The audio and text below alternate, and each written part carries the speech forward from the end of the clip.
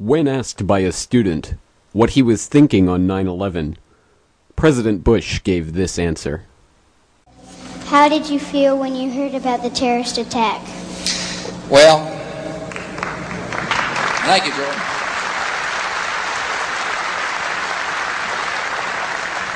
Well, Jordan, you're not going to believe what state I was in when I heard about the terrorist attack. I was in Florida. And my chief of staff, Andy Card, well, actually I was in a classroom talking about a reading program that works. And was sitting outside the classroom waiting to go in, and I saw an airplane hit the tower of a TV. You know, the TV was obviously on. I used to fly myself, and I said, well, there's one terrible pilot.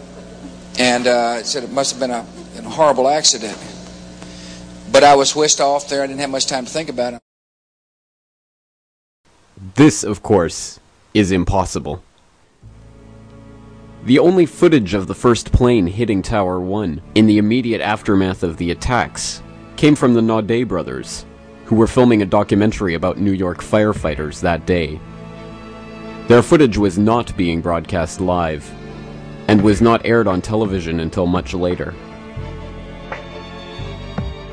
President Bush's story, then, is likely completely made up, designed to make him look like a decisive leader who was kept up to the minute on what was happening, and continually assessing the information he was presented with. If this is indeed a lie, then what is the truth about what Bush was thinking on 9/11? Was he at this point contemplating the fact that his life was in very real danger? Consider that as the second plane hits the World Trade Center, and Bush is told America is under attack, his Secret Service detail do absolutely nothing to remove him from this unsecured, public location, despite the fact that his itinerary had been publicly available in advance. He was a sitting duck, and yet he was allowed to stay there for 20 minutes before leaving aboard Air Force One. What was his Secret Service detail thinking? What caused them to disregard all of their own protocols and all of their training? This is the very situation that they had been training for all of their career, yet they leave the president here in this public, undefended location.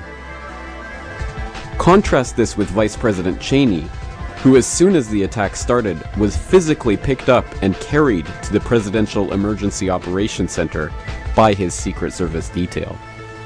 A call to the traveling president, urgent conversations with top aides, and then a burst through the door.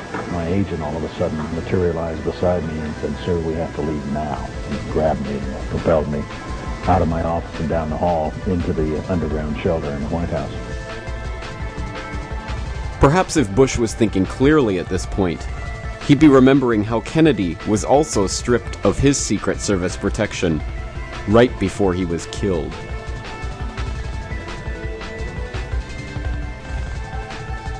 Or perhaps he was thinking of the strange early morning visit he had received at the Colony Beach and Tennis Resort in Longboat Key, Florida, where he had been staying the previous evening.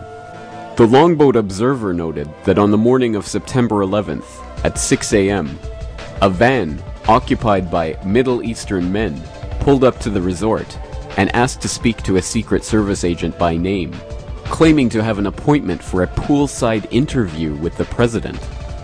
As no such interview was on the president's itinerary, the men were turned away.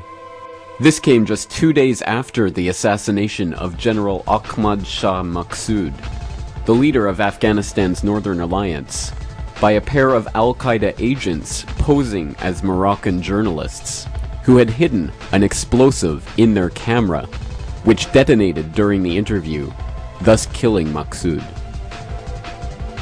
Was this van full of Middle Eastern men at the Longboat Key Resort planning something similar with President Bush? Was this another indication that the president's life was in danger that morning? Regardless of whether or not President Bush was aware of these threats to his life that morning, he was about to be made aware of one very specific threat concerning Air Force One. This threat was taken quite seriously at the time, because as researcher Webster Tarpley notes, it was preceded by some very important code words. And then above all, the centerpiece of 9/11, I think the single most important piece of evidence in the entire day, the incoming threat given to the Secret Service, Angel is next, meaning we will destroy Air Force One. And it doesn't just come with Angel is next, it then comes with a train of cosmic level code words, top secret code words, indicating that behind that threat is a network that has access to the most important secrets of a whole range of executive departments, presumably CIA, National Security Agency, Pentagon, FBI, Justice, Treasury even, the whole array. And that's a threat. The idea is, what they're saying to Bush is, you've got to go on television and start saying, Bin Laden, Bin Laden, Bin Laden, Al-Qaeda, Al-Qaeda, Al-Qaeda, and you will remain in office. If you don't, you may be liquidated at any time. You may not see the end of this day. So the invisible government had to have the possibility of nuclear escalation, and they did. They had it in two ways that we know of. One is that in the Angel is Next phone call, they had code words that seemed to indicate that they had access to the nuclear launch codes, that they were able to somehow access the so-called football, the collection, the briefcases that are filled with these codes that accompany the president but are also kept in other places for use in case of all-out nuclear war. So the perpetrators of 9/11, the coup faction inside the U.S. government, have these codes. They can launch nuclear war that way. There's another way they could have launched it, through an exercise called Global Guardian, because it just so happened that on the morning of 9/11 there was also an exercise simulating all-out thermonuclear war. And part of that exercise appears to have been an attempt, as a part of the drill, as a part of the simulation, for a rogue faction to gain access to command and control systems that would give them the ability to launch missiles. So that might be the concrete, specific backdoor that the invisible government might have used in order to escalate in the nuclear realm if that had become necessary. Essentially, the ultimatum to Bush is, either you launch the war of civilizations against the Arabs and the Islamic world in Afghanistan, later in Iraq, you launch it in conventional form, or we will launch it ourselves in nuclear form. As Tarpley notes in his seminal work, 9/11 Synthetic Terror, Bush made two very telling stops with Air Force One that morning. The first was to Barksdale Air Force Base in Louisiana, an important node in the STRATCOM war exercise known as Global Guardian, which was taking place that day. The second was Offutt Air Force Base in Nebraska. This just happens to be home to the Strategic Command Bunker, the only place from which the Commander-in-Chief can personally override any nuclear launch command.